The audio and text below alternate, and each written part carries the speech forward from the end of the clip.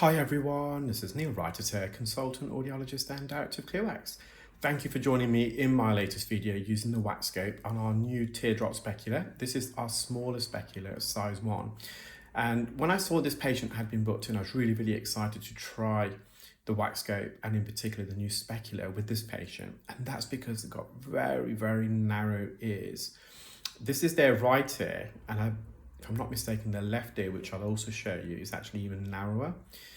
Not only is the ear canal narrow, but the entrance is quite bendy, so we're having to really stretch open the first bend of the ear canal, which is about 1/2 centimetre into the ear. You can just see those whiskers of hair on the specular at 9 o'clock. That's where the first bend is, there or thereabouts. And without the specular, that piece of cartilage is overlapping the entrance, so it's almost concealing the entrance. So we're using the left hand side of the specular to dilate open and stretch open and distend really the ear canal to stretch it open. And they've got this really sticky wax and skin, and they attend every 2 years. And the last time they attended, I was reading the notes. It's quite a complex procedure, more so the left side. So I was really interested, and I was using the endoscope, the eye clear scope there. Now, of course, today was a lot more simpler and straightforward, but you can't always put that down to the device that I'm using, because it could have been last time the wax was a lot more impacted, which I think it was. I've just put some medical grade olive oil spray in here because this wax is quite sticky and stretchy, and there's quite a few skin adhesions around the periphery. So the oil just helps to coagulate, bind the sticky wax together, and it also helps to loosen those skin adhesions. So you can see with the suction tip, there's very little wriggle room left to right because the canal wall is either side. And that's an indicator of how narrow the ear canal is. And despite having such narrow ears, you'll be surprised how much wax came out from both ears. I did manage to take a still shot at the end of the video. I'm going to show you that. So this ear just kept giving. It was incredible how much wax was in there. So instead of every 2 years, I've said to come every 12 months or even 18 months. So we're just getting deeper in the ear here. I think there's another layer. It's almost like an onion. We're just revealing layer by layer. And the wax that's deeper, you will see it's going to be a bit darker, so it's more oxidized. It's the older wax. So sometimes, although earwax is formed in the outer third of the ear canal, if you have an accumulation of wax, so if the wax doesn't naturally disperse itself and migrate out of the ear, older wax is pushed, some of it's pushed further forwards, but some of it's pushed further back by freshly secreted wax just to accommodate the ear canal and deeper in the wax. So that's why it's darker, because it's been there longer, it's oxidized, but also there's no natural oils or sweats that are secreted deeper in the ear. So the wax deeper tends to also be a bit drier. You can sometimes have the opposite effect where there's a lot more humidity deeper in the ear. So sometimes you do get kind of some mushy wax, but this was a bit drier, especially compared to the more lateral wax at the entrance. You can see it's a bit darker in shade. Managed to peel that away. And it's just a bit of loose wax there, which we'll remove. So everything looks fine there. The hammer bone, so the malleus, the top section, we call that the lateral or short process. It's meant to be quite spherical, and here it looks a bit flattened, so there's a bit of bony remodeling gone on here, just there at the top. And you can see the eardrum in that section, it's retracted, it's wrapped around that short process of the hammer bone.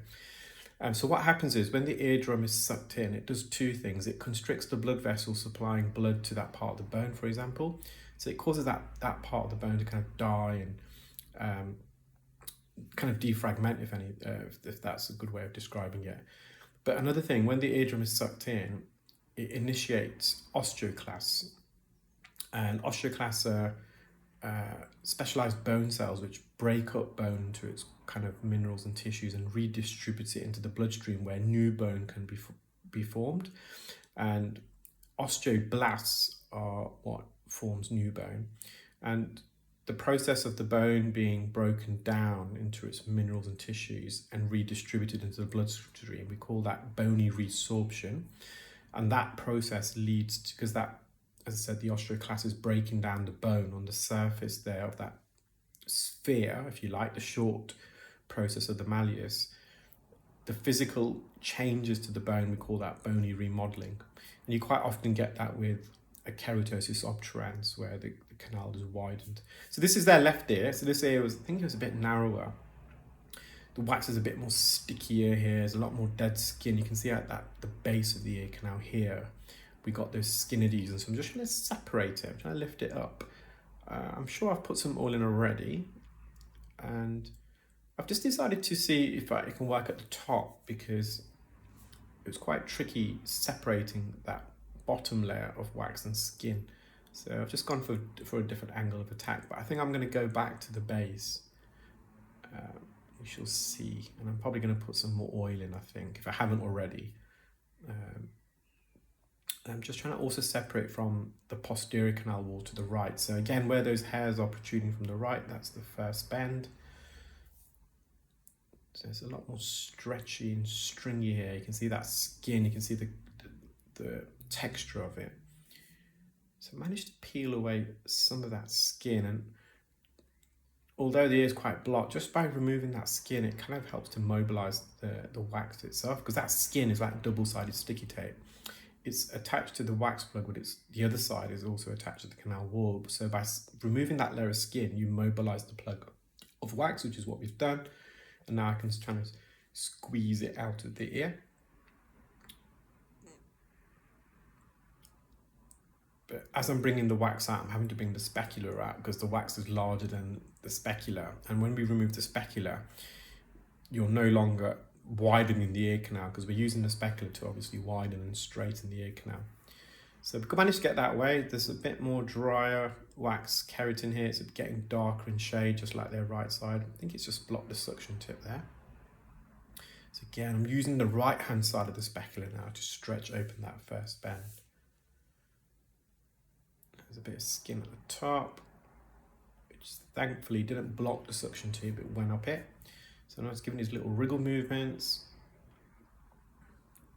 So again, for specialists who are watching this is a 3.5 millimeter specular from left to right, and the height is 4.07 millimeters, and the top part of the specular is tapered, hence giving it the teardrop design. And I've explained the reasons why we do that.